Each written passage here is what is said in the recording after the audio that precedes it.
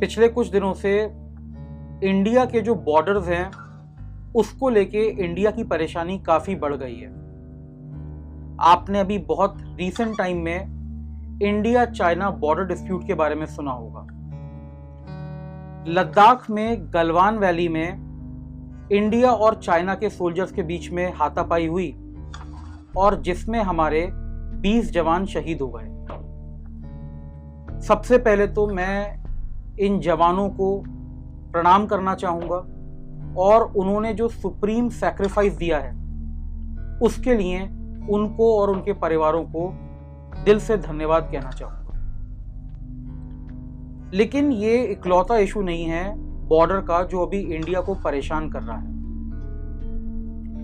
हमारा एक और छोटा सा पड़ोसी देश है, एक हिमालयन नेशन है नेपाल। इन्होंने अपने पार्लियामेंट में एक कॉन्स्टिट्यूशनल अमेंडमेंट पास किया है जिसमें कि भारत के उत्तराखंड राज्य के जो 3 एरिया हैं उनको अपने मैप में इंक्लूड कर लिया है। नाउ थोड़ी सी जानकारी मैं आपको इन देशों के बारे में और दे दूं। अगर मैं चाइना की बात करूं तो चाइना के अंदर अपने आप बहुत प्रॉब्लम चल रही हैं। एक तो आपको सबको पता ही है, ये जो कोरोना वायरस जिसने आज पूरे वर्ल्ड को परेशान किया हुआ है ये चाइना से आया था। यही नहीं, चाइना के अपने और भी जगह प्रॉब्लम्स चल रहे हैं। उनके यहाँ अनएम्प्लॉयमेंट का जो इशू है वो भी बहुत खतरनाक होता जा रहा है। इधर मैं अगर नेपाल की बात करूं तो नेपाल की जीडीपी पर कैपिटा जो है वो इंडिया की लगभग आधी के बराबर है।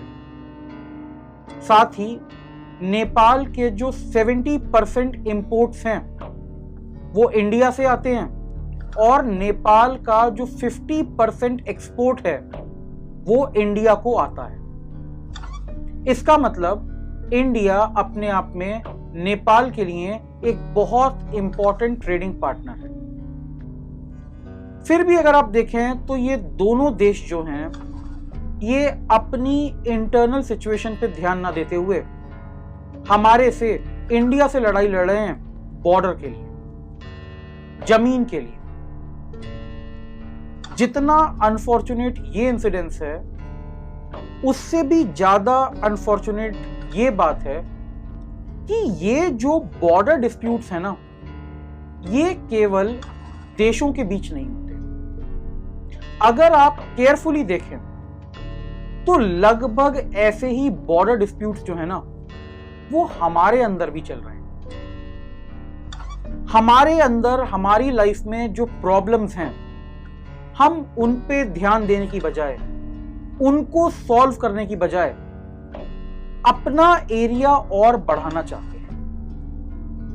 हमारे पास जो है, जो हमने ऑलरेडी एक्वायर कर लिया है, जो हमने अभी तक लाइफ में हासिल कर लिया है, हम उसको मेंटेन नहीं करते, उसको प्रॉपरली कंट्रोल करना नहीं सीखते, लेकिन हमें और ज्यादा रिस्पॉन्सिबिलिटी, और ज्यादा पावर, और ज्यादा दूसरों की लाइफ में दखल ये चाहिए होता है।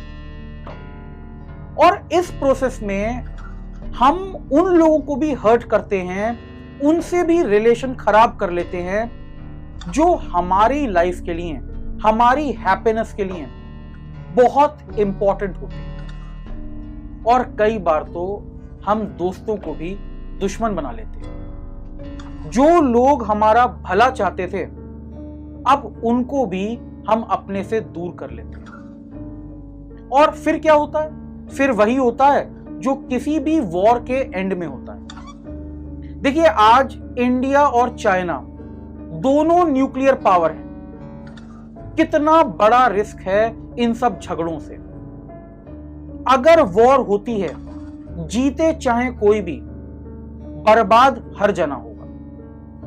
और यही होता है जब हम इंडिविजुअली बॉर्डर इश्यूज क्रिएट करते हैं। जब भी हम किसी और के एरिया में घुसना चाहते हैं, किसी और की पावर लेना चाहते हैं, किसी और का जो कुछ राइटफुली ओन्ड चीज है उसको लेना चाहते हैं, तब भी यही होता है।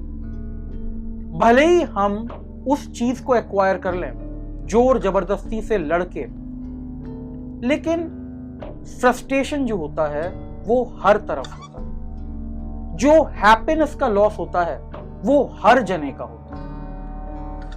ये जो इंटरनेशनल बॉर्डर इश्यूज हैं, ये तो आराम से दिख जाते हैं, न्यूज में इनके ऊपर बात हो जाती है।